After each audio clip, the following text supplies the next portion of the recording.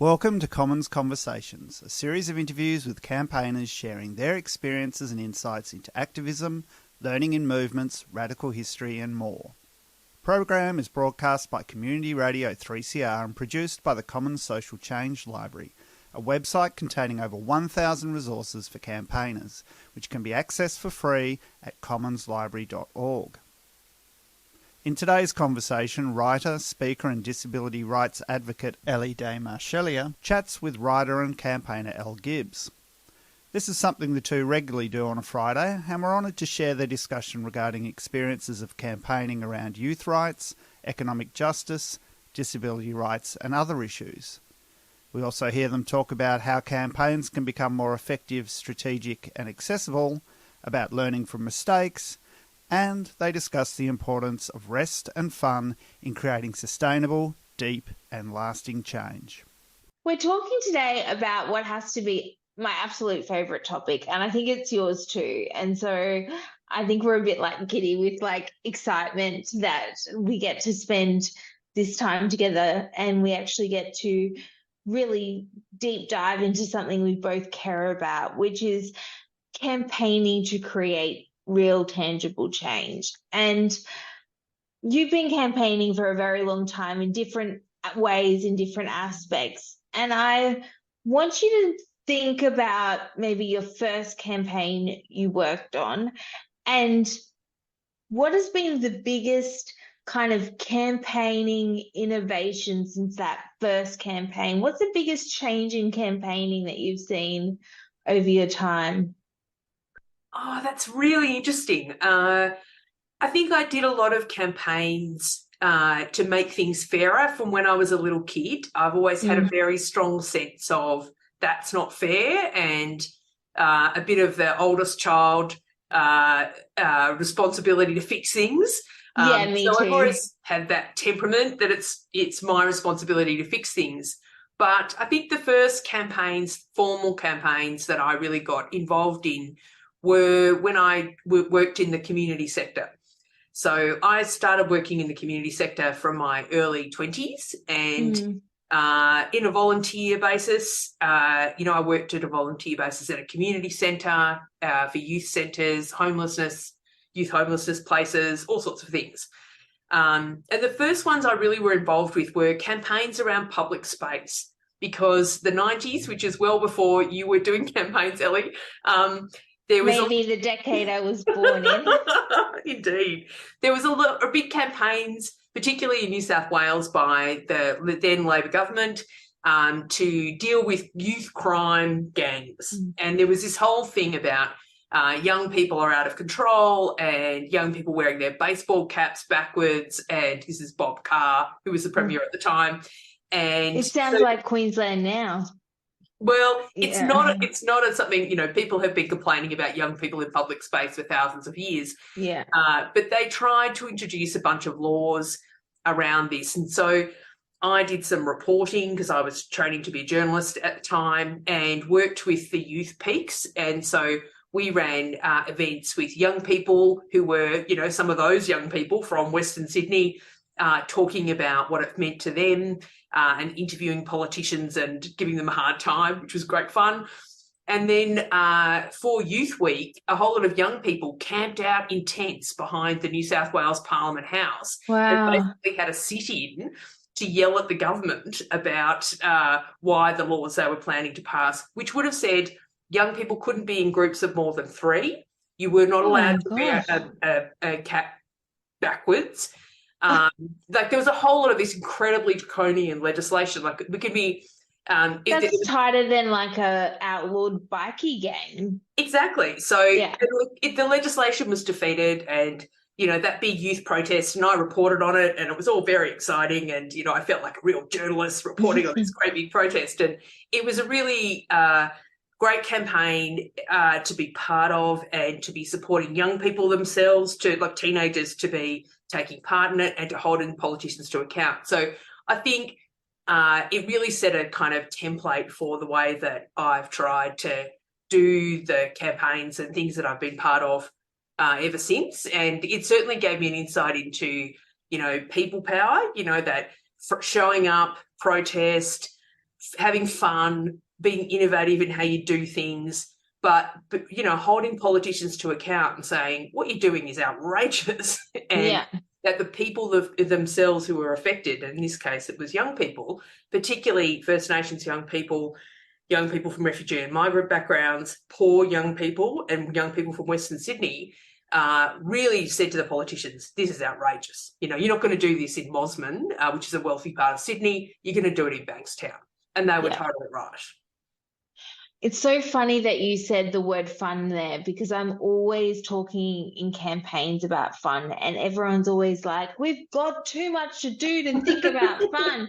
And I always say to people, no one wants to join a team that looks like they hate each other and then they're hating what they're doing. If you look like you're having fun, people want to join along. Like, fun is such an underrated energy of a campaign, isn't it? Like in the hustle and bustle to get stuff done, fun gets lost along the way, and it's such a motivating factor for people to join along. Absolutely. I mean, you join a campaign because you have a passion and you're keen and you see an injustice in the world. And yes, a lot of that is really serious, but joining together with other people is a great thing to do. And you get to meet other people and work together, and it doesn't all have to be serious. And I think if it is all serious all the time, I think you miss some of the good stuff, which is forming friendships and relationships that are the core of how we can make change.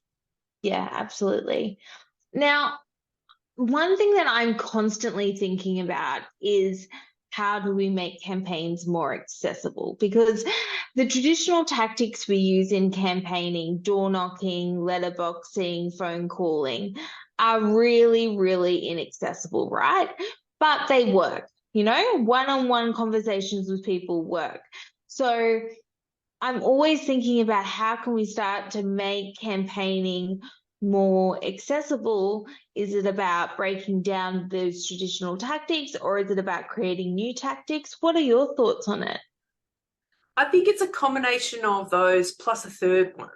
I think that disabled people have been using innovative and accessible tactics to do campaigns for a really long time.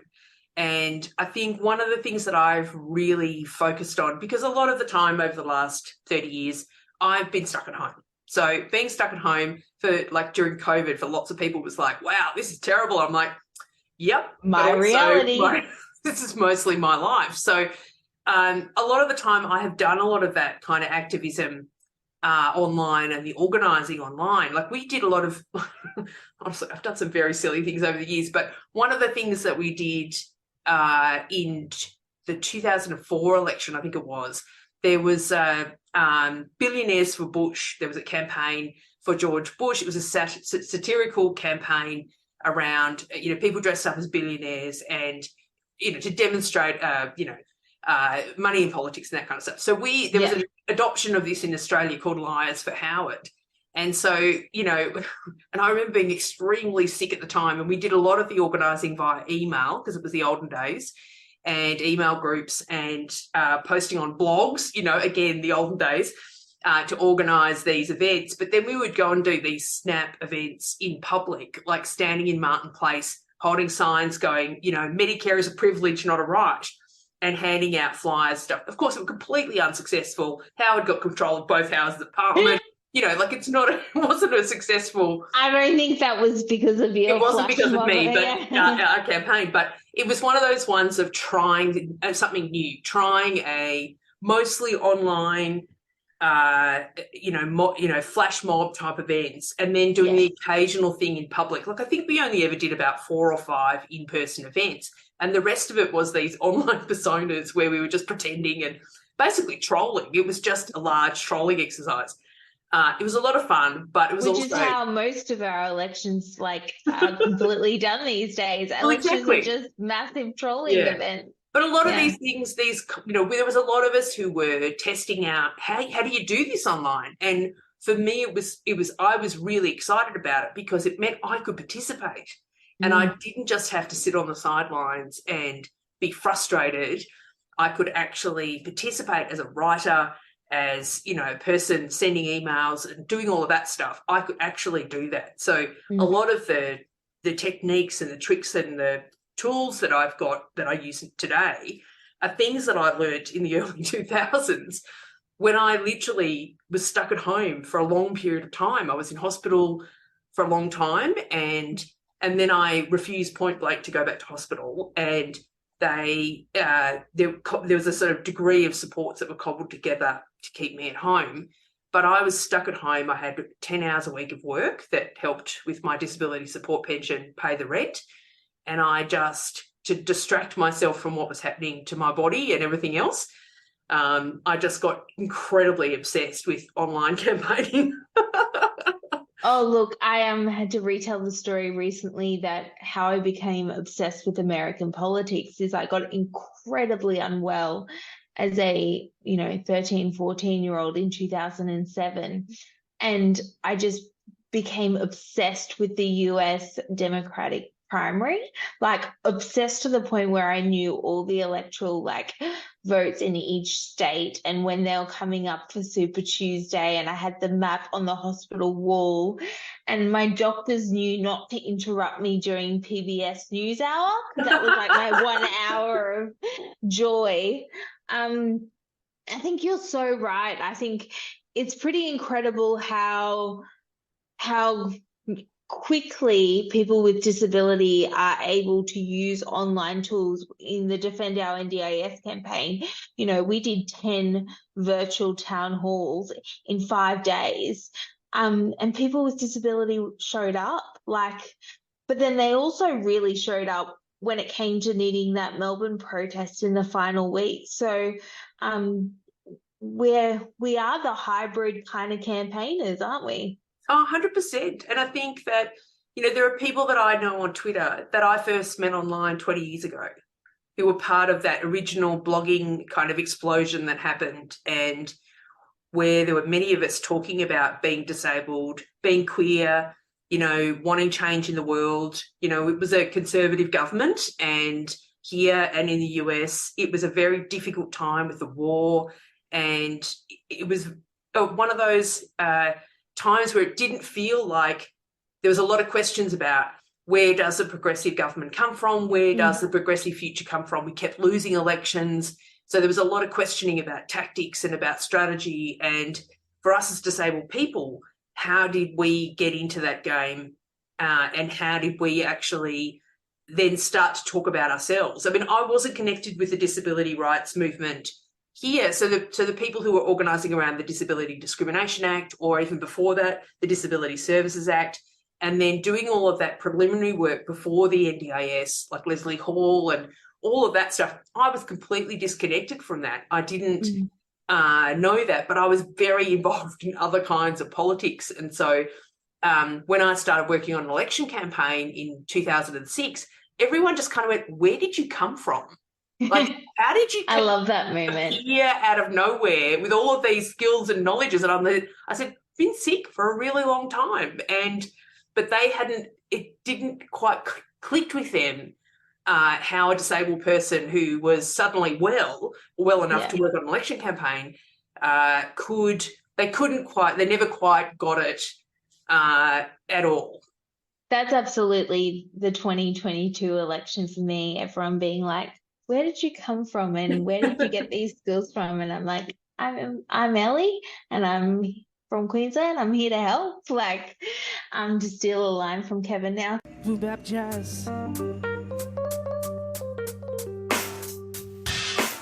The Milky Way looks good in the night skies. The stars open a short for my dark eyes. Hey, I'm Lady Lash. You're listening to 3CR Community Radio, the voice of dissent. 3CR is so awesome, giving the platform for people's voices to be heard and people's gifts to be heard. And always remember that you are amazing. Like a cartoon, I'm dreaming of the 7 moons. Oh, I see what's new. From every corner of the land, womankind arise! Women on the Line, a current affairs program devoted to women's voices, covering a diversity of women's interests and hearing women's perspectives on current affairs. Rights, militantly, never you fear! Erosion of human rights leads directly and inevitably to erosion of human security. We do not accept the denial of our rights because the right to have a say over our country is our life. Women on the Line. Tune in on Mondays at 8:30am and Wednesdays at 6am on 3CR Community Radio 855am and streaming live at 3cr.org.au.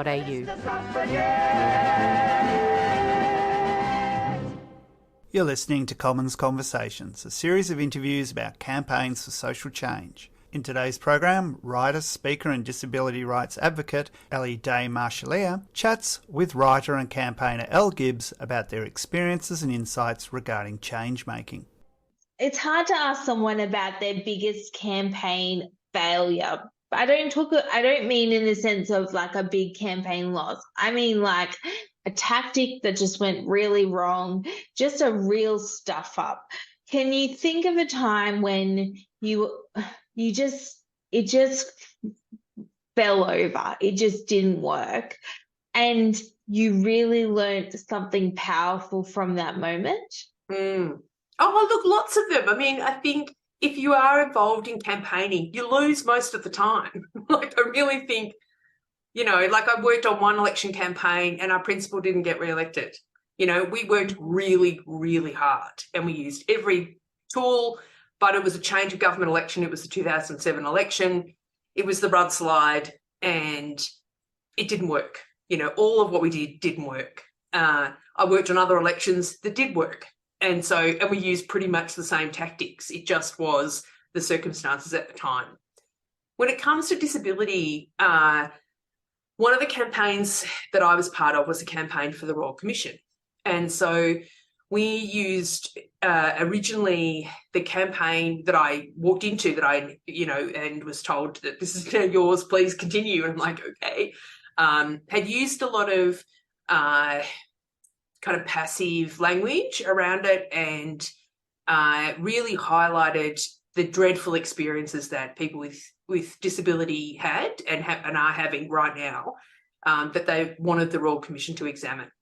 And it came after the 2015 Senate inquiry that really lifted the lid and shone the light on the kind of extent of violence and abuse against disabled people.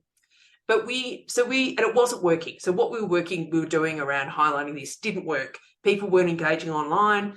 People weren't engaging in terms of using the tools. They weren't doing the calls to action or taking action. So we pivoted the campaign and rejigged it to a much more powerful and simple message. And it was about taking action in the face of this overwhelming tide of violence and for people with disability to demand that they had their voices heard. So it was a very kind of different frame on a campaign that put people with disability not as passive people in it, but as active, saying this is what we need to sort out this problem. And using the Royal Commission as the single ask was incredibly important because it meant that every time we were doing this talked about violence in any context, the answer was always we need a Royal Commission. So reflecting now back on that campaign, I think I didn't put enough time or work into what the Royal Commission would actually do. Like once we won the Royal Commission, what actually would mean then, and how would we hold the Royal Commission to account? How would we get the Royal Commission? How do we use the Royal Commission's activities to get change? So literally, as you were speaking, I was thinking it's almost like we need another campaign to get our voices heard, even though we won the Royal Commission, it feels like our voices aren't heard in this Royal Commission, and the Royal Commission, most people don't even know it exists. So it almost feels like a campaign's needed now. So it's so interesting that you have that reflection. And I think that's been part of. So in the last 2 years, I now work as a consultant, and I don't work for a particular organisation. And I've been able to work with organisations around how do you use the Royal Commission as a tool and as a tactic to achieve your strategic goal. So if your strategic goal is, more changing the situation for First Nations people with disability, how do you use the Royal Commission as a tactic to bring attention to it, to argue for change.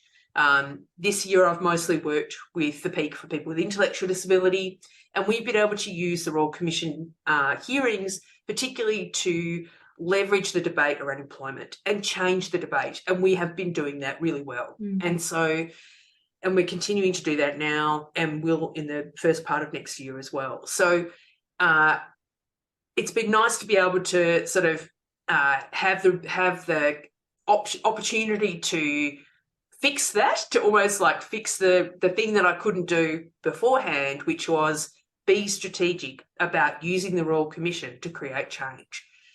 And I am very worried about the Royal Commission. I don't think I'm worried about the recommendations. We have no idea which direction they're heading in. They've produced no interim reports with recommendations.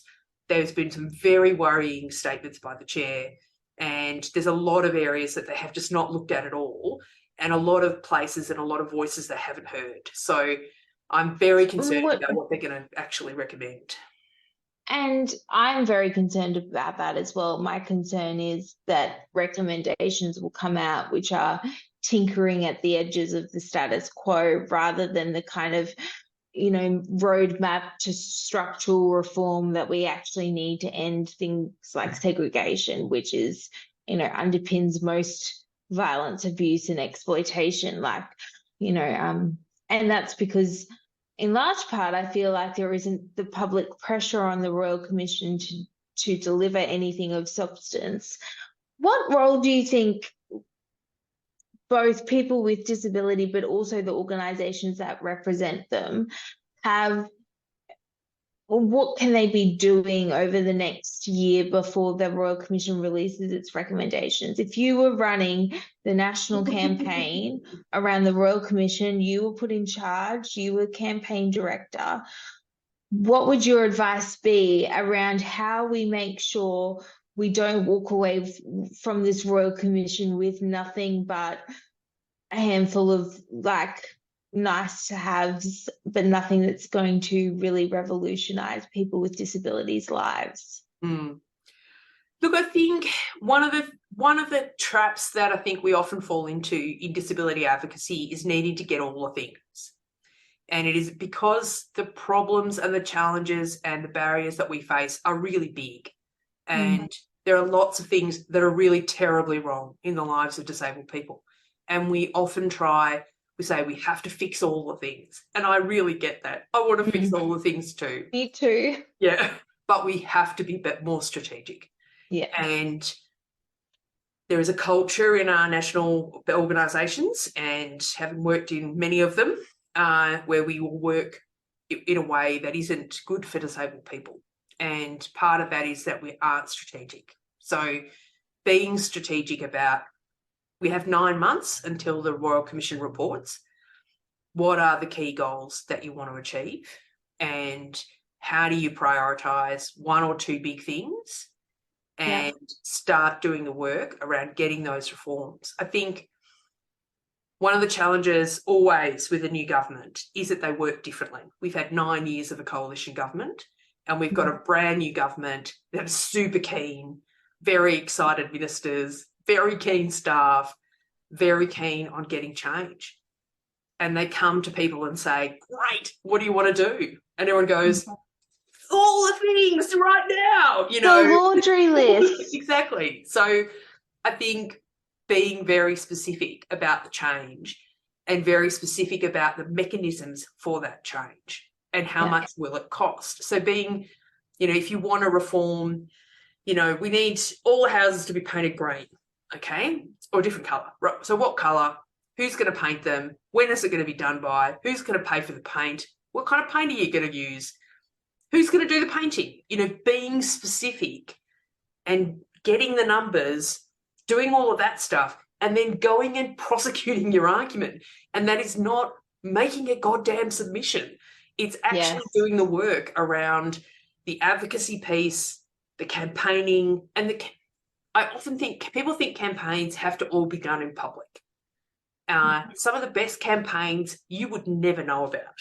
Yes. They never happen in public. They are all behind the scenes. And I think that is one lesson that And that's not because they're secretive. No. That's because they're built on relationships. Yeah. You know, and the fact that you need to build those relationships, you need to have trust, you need to understand, like when I go and talk to a bureaucrat, someone in government, someone in an agency, that kind of stuff, I need to understand the pressures on them, what they need from me, how specific I need to be.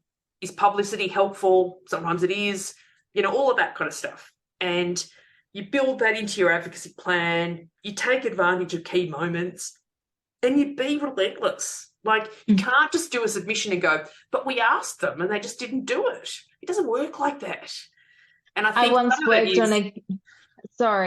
worked on a campaign where the opposition called my candidate relentless, and we ended up getting a permanent marker and writing on the whiteboard, be relentless. And I think that it's that constant determination to just keep going and keep answering the questions, finding the way around. That is, I think people think campaigns are just one in a day, but often they have decades of people's blood, sweat, and tears that are poured into it. But there's just a flashpoint quick that happens where it all comes together. Yeah. I mean, there's a rule in political communication. Tell me 3 times, and again, this is in the olden days before social media, but, if someone gets a flyer in their letterbox, answers the door and has a conversation, sees a street stall, picks up a newspaper, like a free newspaper that your party hands out at a train station, they might just start to know that there's even an election on. Yeah. And it's devastating for all the people who are slogging over leaflets and how to vote. Reading them, writing them. And I used to say social media ads and all of that stuff. Like, if you are getting sick of hearing your message, other people are just hearing it for the first time. And that's right. We often don't understand that in the community sector, and I include the disability sector in there. We don't have the skills or understanding around some of those basics about how you do advocacy and how you do campaigns and how you get change. And I know we have had those skills because I read about the campaigns that, activists ran in Melbourne where they squatted in terrace houses to raise awareness around them being stuck in institutions, people with intellectual disability, creating absolute havoc so they could get decent housing. Leslie Hall, crashing the Melbourne, what's it called? That was the Spastic Centre beauty pageant to hold up a sign. There was a Spastic Centre beauty pageant. Oh my God! Wouldn't let women with disability participate. So she and another bunch of women with disabilities secretly bought tickets and got front row, and then stood up in the middle of it with these signs. Oh my gosh, Ellen, we were born in the wrong era. These are our women. Exactly. So this is the thing. We come from a lineage of these incredible campaigners who just didn't give up. Yeah. And the fact that we live independently and we have supports and we do the things that we do is from all of the work that they do. So I often feel like I have a responsibility to them, as well as to people like you, to do this work well and to learn from the people who came before me so that I can actually, pass on the campaign experience that I have, but also so that we can all get better at doing this. We are shit-hot campaigners, but often we do it outside of our institutional structures. Absolutely.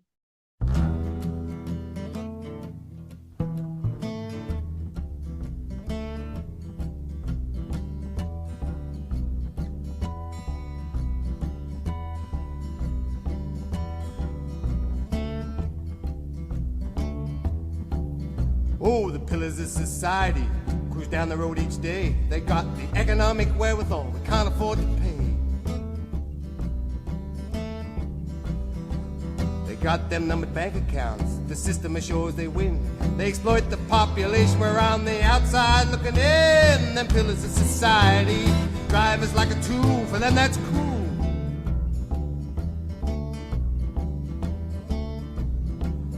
They drive Mercedes Benz and Porsches, live Rolls Royce Gillette's lives. You can tell the affluent from the status symbols they drive. When you're on the dole queue, they'll tell you to your face, you're a blood, you're on their system, and a blight in the human race. Them pillars of society drive us like a tool, for them that's cool.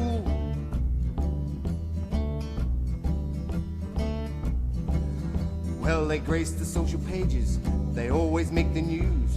At the church on Sunday, the crowd in the front pews. There's a hierarchy of dominance with a power at the top. And if you think you found the magic key, you find they changed the locks. The pillars of society drive us like a tool, for them that's cool.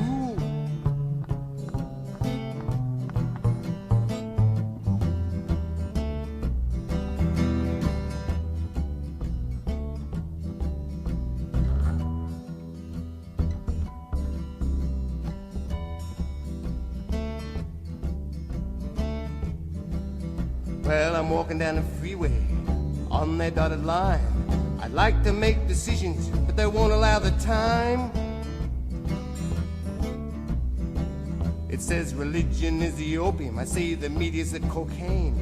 24 hours of propaganda, drugging my poor brain. Them pillars of society drive us like a tool, for them that's cool.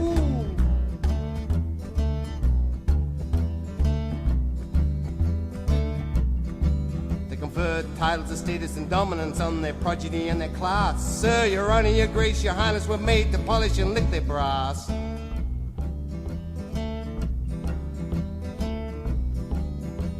But you, my friend, can be like them if you have their $1 million fee. But you find systems designed to keep us in line and walking on our knees. Them pillars of society drive us like a tool, for them that's cool.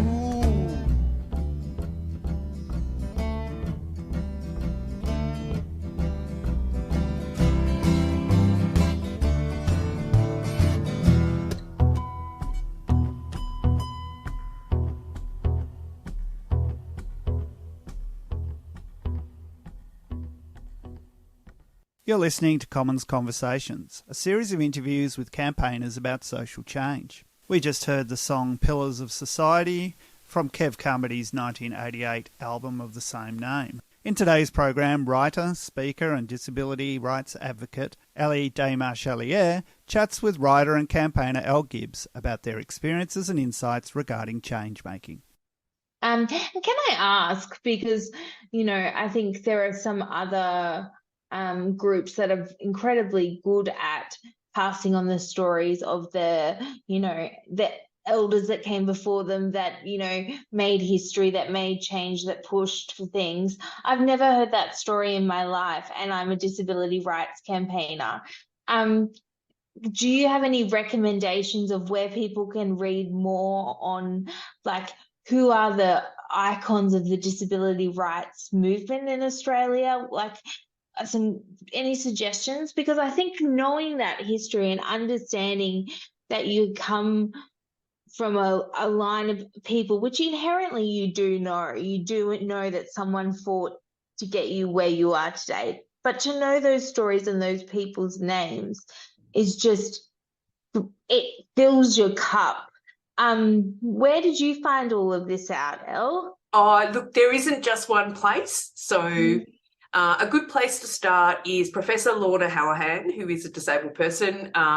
She has written a really amazing history of disability rights activism in Australia for the Royal Commission. And so if you have a look on the Royal Commission's research page, you'll find it there. It's about 130 pages. It's really good. So that will give you a really good history with a lot of context. Women with Disabilities Victoria and the Disability Resource Centre Victoria have a lot of the Victorian history. But the challenge is that a lot of disabled people die far too young, and a lot of our history gets lost. I was talking with someone yesterday who's written a history of people with intellectual disability in South Australia. And again, only some people's histories get remembered. And I think it is incredibly important that more of disability history gets written down and remembered. So I have a bunch of things that I've found over the years. Margaret Cooper has written she wrote a fantastic history of women with disabilities Australia that actually looked at why they did it. Like they did a walkout of I think it was the Disability Rehab International Conference. And then, so people with disability did a walkout of that because they didn't even get a speaking spot. And so that led to the start of a lot of our organisations altogether 40 years ago. And then because all of the positions were taken by men, all of these women went, oh, stuff that. Yeah. And there are all of these great stories about what they did in the 80s and the early 90s about trying to work together. So there's a book I've got called Oyster Grit, which is a kind of a book of stories of women with disability, from the sort of 40s, 50s and 60s and 70s. Wow. So that's cool. lots of our pioneers in Australia are people who were blind and people who were deaf. They had organisations right back in the 1800s. Of course, First Nations people had their own inclusion of people with disability that was very different to the colonialist structures. And when we talk about our history, we have to remember the damage that was done and the disability that was brought by the invasion and the colonial stealing of culture and of land, and the murder of people was just catastrophic. So that is an important part. And so Dr. Scott Avery's history, Culture is Inclusion, is really important as well.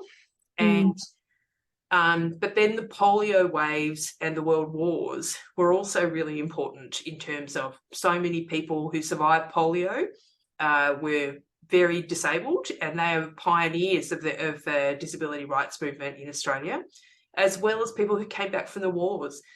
A lot of the reason we have the DSP and a lot of the Commonwealth Rehab Service and some of those kind of structures came out of the First World War because so many men came back so disabled.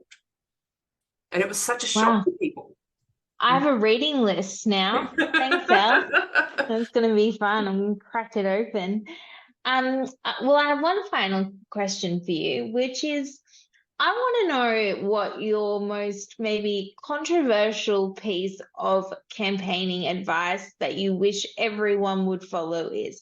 The one that gets heated about and you sit there and you argue the point with people every single time, but you stand by it and you reckon every campaign, particularly every disability campaigner in the country, should be doing. What's your hot take that you wish everyone would pick up?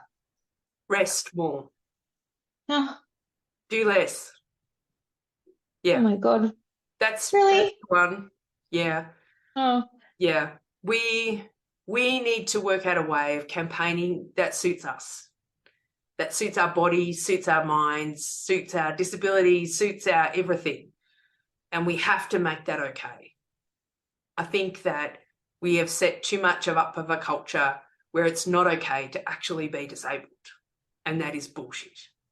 So I want us to be smarter, better in our campaigning, more strategic, and not kill ourselves trying to do it. Like I watch you, me, all of us work until we absolutely drop, and it cannot be the way we do this. So I am determined to try and figure out a way that we as disabled people can make this sustainable for us to get the change that we want. Because right now, what has happened is our organisations are now run by non-disabled people, because this pace means, and the way that the systems and structures are set up, there is no room for us in our own organisations. Yeah. And that sucks.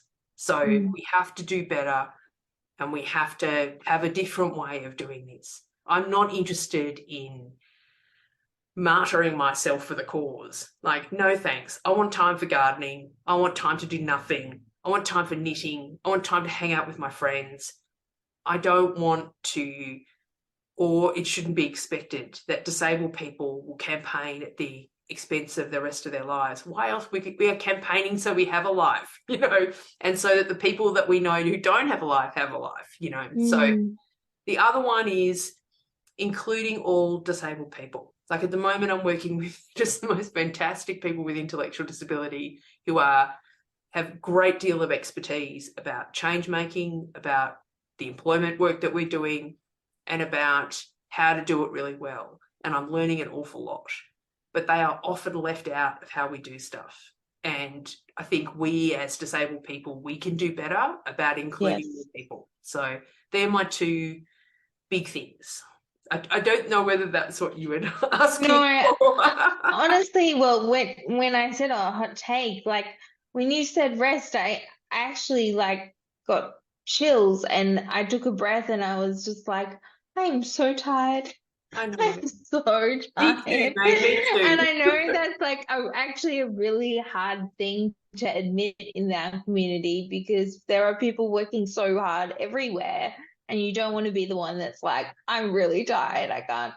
But, you know, I was on Q&A last night and like I've done 5 meetings back to back today. So like. But I mean, I have an autoimmune disease. I have an autoimmune disease that gave me heart failure 6 years ago. Like the fatigue I feel is like thinking through molasses and I don't get enough rest. I am rooted. But at the moment, you know, I survive on a great deal of coffee and Diet Coke and I go to bed at 9 o'clock. And none of that is visible in a way that I think is unfair.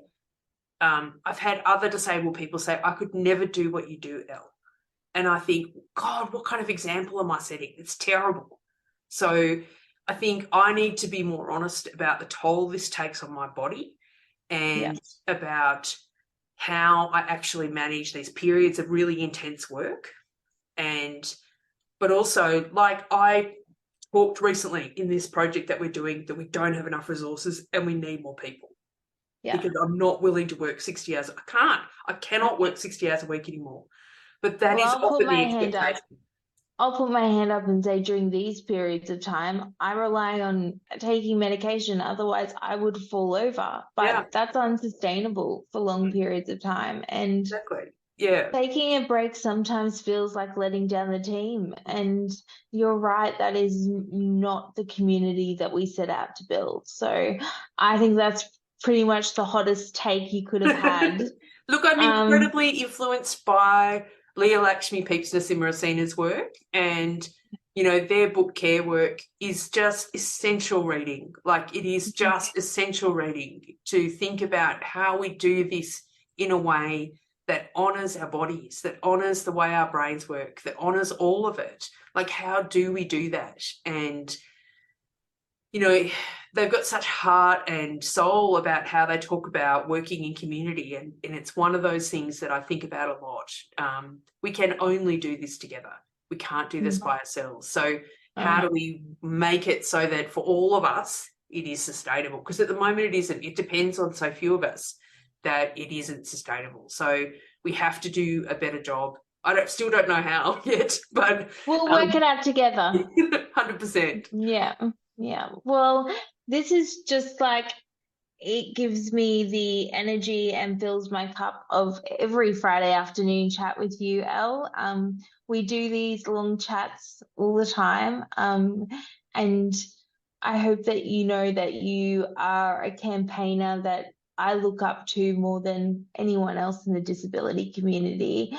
As someone who has created momentous change and does not get the warmth and the congratulations that you often deserve for your work. So I'm incredibly proud to call you my friend and my fellow comrade in campaigning.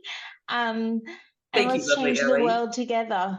100%. And yes, very proud of all of the work that you're doing and was cheering you on Q&A last night as you gave it to Robert. That was excellent.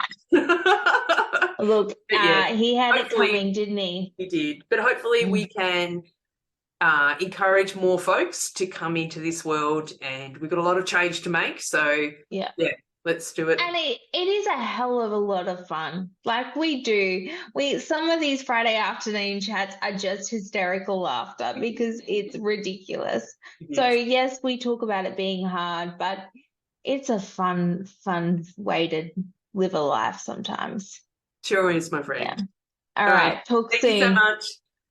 You've been listening to an interview during which writer and campaigner Elly Gibbs shared their thoughts and experiences regarding campaigning for social change with interviewer Elly Desmarchelier. This was the first in the Commons Conversation series produced by the Commons Social Change Library for Community Radio 3CR. Well, brothers and sisters, what a show of strength we've got here today. Local issues. So I'm here at the school kids strike for climate action. Live coverage. Join the spirit of this gathering here today at IMAP. Your voices. So give us a bit of a lowdown about what's happening.